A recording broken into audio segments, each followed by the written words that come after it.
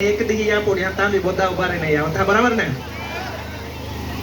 सरकारी हॉस्पिटल पे आई अनिश्चित दाणा पे बोठे तो या बेरा कलेक्टर लांदड़ा कलेक्टर नहीं देखाया का आदिवासी समाज ना लोग हॉस्पिटल पर बोटला था त्या हाटे आज नक्की को या कहला खबर पड़े का आदिवासी समाज ना लोग एकत्रित हो गया अंबाजी थी उमरगाम सुधीना બધા આદિવાસી આજે ભેગા હોય त्या માટેના આયોજન કોયેલ અને સરકારાલ બી આપા હાખા માગજે કે તુમા કા ઉતી આદિવાસી હાલ તુમા રસ્તા पे ઉતરા હા બરાબર ને જય આદિવાસી જય આદિવાસી એ વડીલ હતા હાથામે પૂડા કે લઈ રહ્યા તેરું નહીં બોમલે ખાઈ લે અને પાસે બોમલા પોડી આપા હા જય આદિવાસી લડેંગે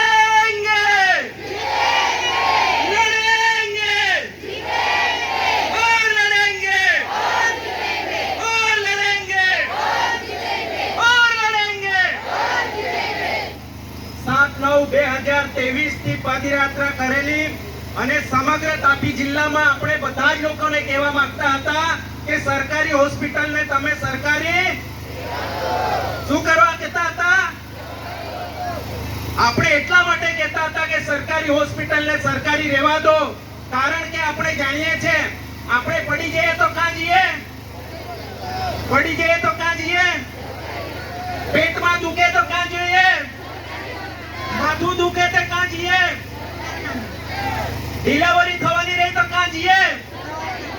पण अपना चूंटायेला प्रतिनिधिओने नथी खबर के आपणे बधी ज वस्तु ज्यारे पण आपणने कई भी दुखतो होय तो आपणे कहां जिए होस्पिटल जिए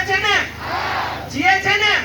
तो ए होस्पिटल નું ખાનગીકરણ ન થાય મેડિકલ કોલેજ નું ખાનગીકરણ ન થાય એના માટે તમે બધા આવ્યા છો ને એના માટે તમે બધા આવ્યા છો ને કેટલા જણા એવું વિચારે છે કે આ હોસ્પિટલ નું ખાનગીકરણ થઈ જવું જોઈએ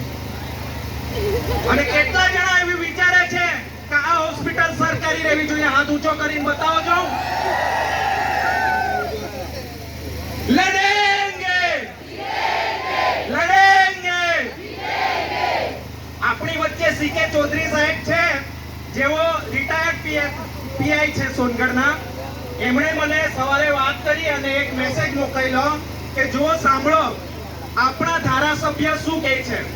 ધારાસભ્યશ્રી એવું કહેતા હતા કે આ સરકારી હોસ્પિટલનું એમઓયુ થયું નથી પણ કોંગ્રેસના ઘણા લોકો સ્ટેજ પર મેળવવા માટે કુદામકૂદ કરે છે પણ ભાઈ અમે જ્યાં ઉભા રહીએ ત્યાં સ્ટેજ થઈ જાય છે તમારે આવા કહેવાની કઈ જરૂર